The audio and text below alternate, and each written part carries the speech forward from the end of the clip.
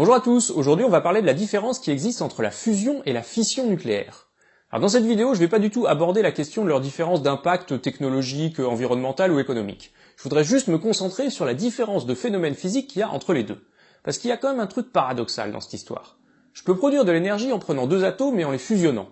Mais si je peux produire aussi de l'énergie en prenant un atome et en le fissionnant, pourquoi est-ce que je fais pas l'un puis l'autre alternativement? Je fusionne, je fissionne, je fusionne, je fissionne, etc. Et puis comme ça, on produirait de l'énergie gratuite, illimitée, et sans consommer une seule ressource. Et puis on pourrait faire du mouvement perpétuel aussi tant qu'on y est. Non, bah évidemment, tout ça, ça ne marche pas, et on va essayer de comprendre pourquoi.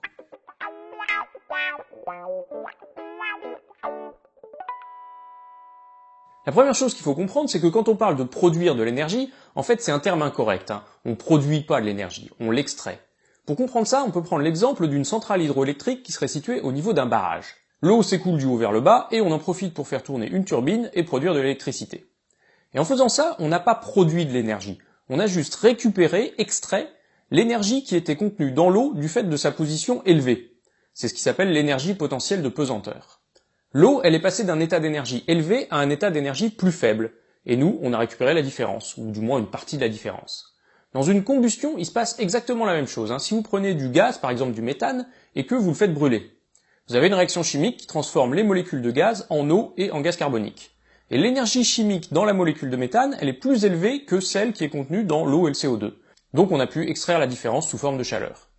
En bref, produire de l'énergie, c'est prendre un truc qui est dans un état d'énergie élevé et le mettre dans un état d'énergie plus faible en récupérant la différence. Alors maintenant qu'on a compris ça, on peut regarder le cas de la fission nucléaire. Pour faire de la fission, il vous faut un gros atome que vous allez casser en deux. Alors petit rappel avant de rentrer dans le vif du sujet.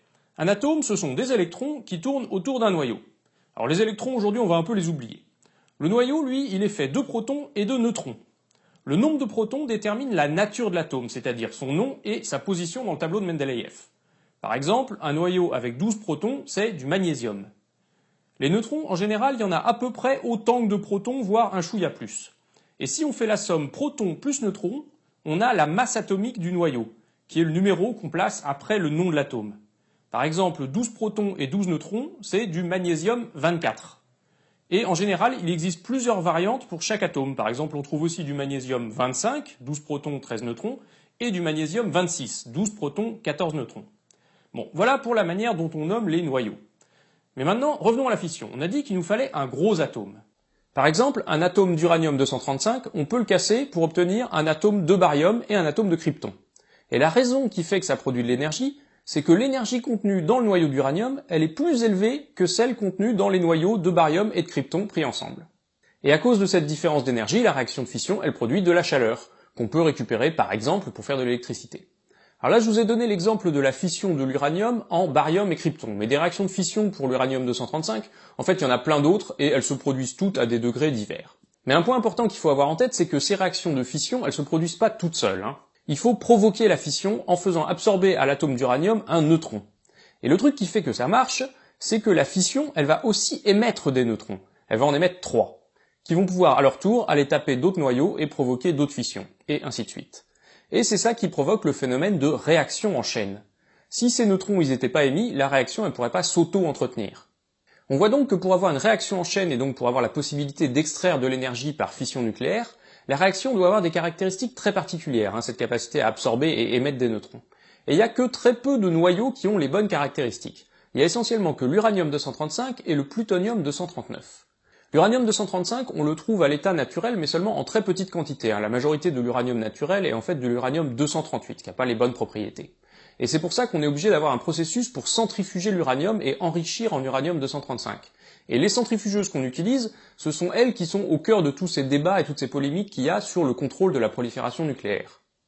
Le plutonium-239, lui, il n'existe pas du tout à l'état naturel, mais on peut le produire à partir de l'uranium-238 en lui balançant des neutrons.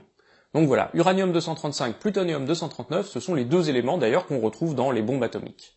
Il existe un troisième élément moins connu qu'on peut utiliser pour faire de la fission nucléaire, c'est l'uranium-233. Alors l'uranium-233, il n'existe pas non plus à l'état naturel, mais on peut le fabriquer artificiellement en balançant des neutrons sur du thorium-232. Et ça, c'est le principe de la filière nucléaire dite au thorium.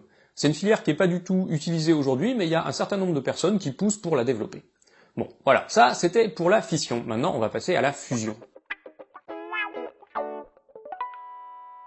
Le principe de la fusion, à première vue, c'est l'inverse de la fission. On prend deux atomes, par exemple d'hydrogène, et on les fusionne pour en obtenir qu'un seul, par exemple de l'hélium. Alors cette réaction, pour qu'elle marche, il faut passer par des variantes de l'hydrogène, qu'on appelle le deutérium, qui a un neutron en plus de son proton, et le tritium, qui a deux neutrons. Dans les réacteurs à fusion, la réaction qu'on essaye de faire, c'est donc celle-ci. Et cette réaction de fusion, elle libère de l'énergie, puisque contrairement à ce qu'on avait avec l'uranium, l'énergie des deux atomes d'hydrogène, elle est plus élevée que l'énergie de l'atome d'hélium. Et donc, on peut récupérer la différence. Alors la fusion nucléaire, c'est aussi ce qui permet aux étoiles de briller, même si la chaîne est un petit peu plus compliquée que ce qu'on avait là. Comme dans le cas de la fission de l'uranium, cette réaction de fusion, elle se produit pas de manière spontanée. Encore heureux, sinon ça voudrait dire que quand on approche deux atomes d'hydrogène l'un de l'autre, ils pourraient fusionner et libérer de l'énergie. Non, pour que la réaction de fusion se produise, il faut d'abord l'allumer en injectant de l'énergie. Alors ça peut paraître un peu bizarre de dire qu'il faut injecter de l'énergie pour ensuite pouvoir en produire, mais c'est exactement le principe de la barrière énergétique. On va prendre une analogie. La barrière énergétique, c'est exactement ce qui se passerait avec un barrage hydroélectrique dont l'eau serait au départ contenue dans un petit lac encaissé en altitude. Il faudrait d'abord dépenser un peu d'énergie pour faire sortir l'eau de la cuvette, avant de récupérer plus d'énergie que ce qu'on avait mis au départ grâce à sa descente dans la vallée. Ce principe, c'est aussi celui de l'allumette. Si vous prenez du bois ou bien du gaz naturel, et que vous les mettez en contact avec de l'oxygène, ils se mettent pas à brûler spontanément.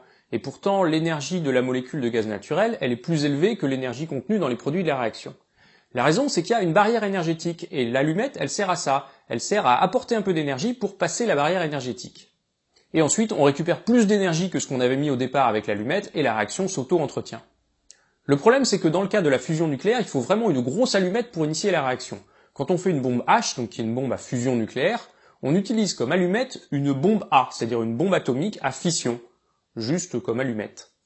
Et dans les étoiles, ce qui tient lieu d'allumette, c'est le fait que le nuage d'hydrogène s'effondre sur lui-même, s'échauffe beaucoup, et c'est ça qui permet d'enclencher la réaction. Et donc tout le jeu de ceux qui s'efforcent de maîtriser la fusion nucléaire pour produire de l'énergie avec, c'est de créer les bonnes conditions pour pouvoir initier et maintenir la réaction. Enfin, d'une manière différente que de faire sauter une bombe A, parce que ça, c'est de la fusion incontrôlée. Alors passons maintenant au truc paradoxal de l'affaire dont j'ai parlé au début de la vidéo. Comment ça se fait que quand on prend de l'uranium, il y a plus d'énergie dans un atome que dans deux, mais avec l'hydrogène et l'hélium, il y a plus d'énergie dans deux atomes que dans un? En fait, la raison, c'est que les atomes qui ont le moins d'énergie, les atomes les plus stables, ce sont les atomes de taille moyenne. La courbe que vous voyez ici, elle vous montre l'énergie moyenne d'un noyau en fonction de sa taille. Elle est très élevée pour les petits atomes, elle passe par un minimum autour du fer et du nickel, et elle remonte pour les gros atomes. Cette courbe d'énergie, c'est exactement comme une vallée dans laquelle se baladerait un cours d'eau. On peut récupérer un peu d'énergie en passant de là à là, ça c'est la fission, et on peut récupérer beaucoup d'énergie en passant de là à là, et ça c'est la fusion. Et le fer, lui, c'est l'atome le plus stable. Il ne peut ni fusionner ni fissionner. Alors cette histoire de barrière énergétique, elle permet aussi de comprendre un autre phénomène qui a l'air relié mais qui est différent, c'est la radioactivité. La radioactivité, on peut la comparer à la fission, mais c'est une forme de fission où le noyau ne perdrait qu'un tout petit morceau.